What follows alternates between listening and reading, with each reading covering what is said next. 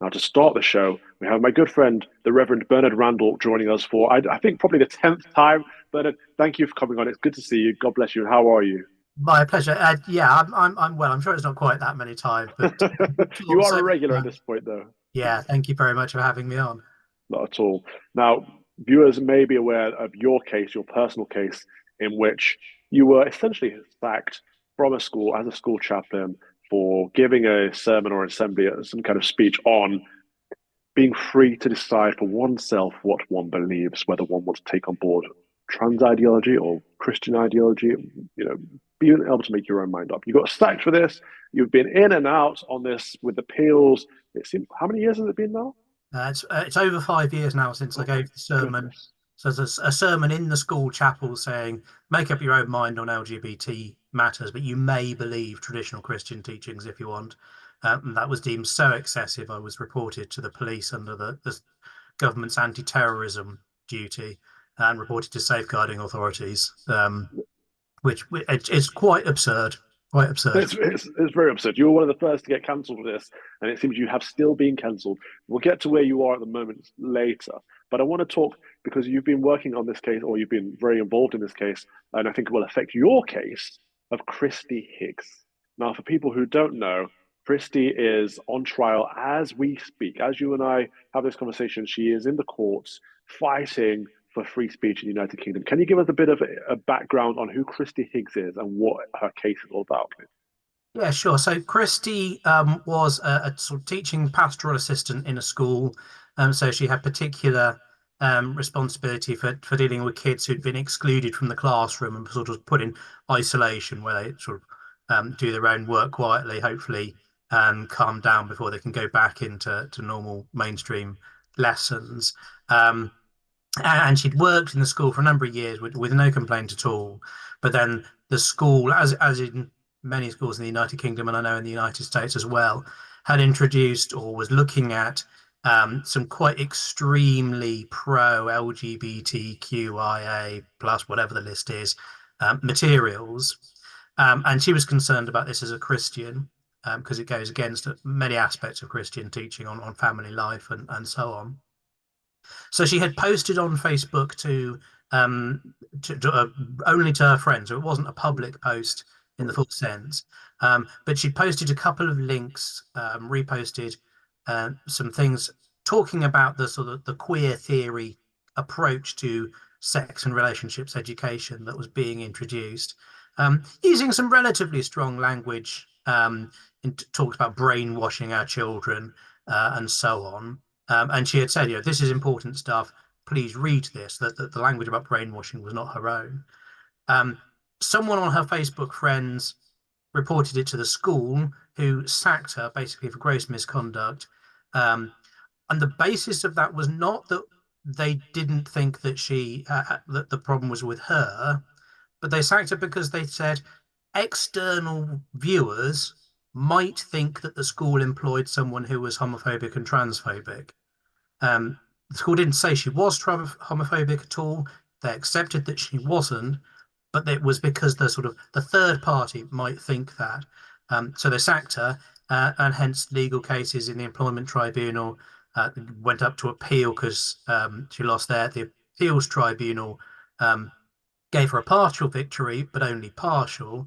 And so it's now reached the next highest court, the second highest court in the land, the Court of Appeal, which is hearing was yesterday and today, as you say, going on as we speak, looking at whether she should have completely won her appeal or legal technicalities and so on. But she's been dragged through this for 5 years for Facebook reposts, not so much her own words, but giving this impression to people on the outside that she might hold strong views. Well, free speech means the expression of strong views, I would have thought, but that's what's being tested in the Court of Appeal as we speak.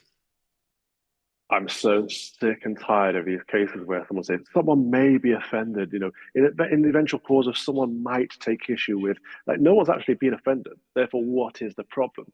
And of course, when people are passionate, as this woman clearly is, about her faith and about things that go against her faith, of course, when someone is passionate, they use strong language. I don't mean cursing, but when you're writing passionately, it comes across as strong to people who aren't as passionate.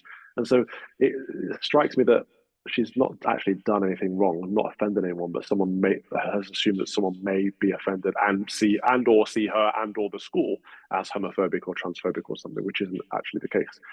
And it's increasingly common that people are persecuted these days for retweeting and or resharing on Facebook rather than posting original content. It's bizarre, this guilt by association. But anyway, so she lost the first employment tribunal, then she's gone to appeal. It's the appeals court today. What do we expect the outcome to be? It's really hard to gauge. I was in court with her yesterday as an observer because it affects my case as well. I've been watching online today, and you try to gauge from the kind of questions the panel of judges are asking which way they're leaning. I think some of their questions lean towards being supportive of Christie. Some of them a bit more ambiguous, but I think they are being very careful about the idea that well, free speech in English law, in British Mm, law, does allow you to say things which are offensive and might disturb people. right. But there is a line which is very ambiguous, beyond which you shouldn't go, Mm, where it is so gratuitously offensive mm, that you shouldn't say those things. My sense is that the judges are thinking that what Christie said was not just gratuitously offensive. It was expressed strongly. The language was hyperbolic, you might say, really putting it in its most extreme form. But it wasn't gratuitously offensive because it was contributing to political debate about to what extent does gender identity get recognised in our schools and taught and whatever. So my sense is, and of course I'm not in the minds of the judges, my sense is that it's going quite well, but you never quite know until they sit down and write out their judgment what they'll come out with. It is very hard to say. So I have seen Christy posting videos of some of the books that were in her school library, and I would take issue with them. There's lots of queer theory, lots of gender theory. It's just inappropriate for young children. I disagree with men dressing up as women, for example, and I wouldn't be teaching boys that they should be wearing dresses and things like that. And up until 5 years ago, I believe that most people would have accepted that was just common sense. And in the last, well, 5 to 10 years, it's been accelerated that boys can be girls, men can become women, vice versa. But why should everyone have to accept that new ideology? Otherwise, they're cancelled and sacked. And yourself and Christie have both lost your jobs over a similar issue. Why should we have to change our moral compass? Well, indeed. Why should we? When, as you say, up until 5 minutes ago, really, in historical terms, pretty much everybody would agree with what I said in my disputed sermon.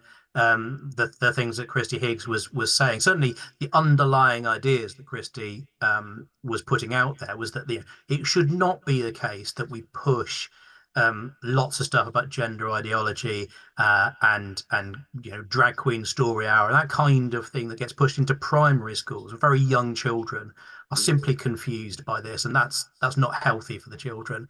Um, that shouldn't be particularly controversial to say. And if saying that is not controversial, then saying it in strong terms shouldn't be so terribly controversial either.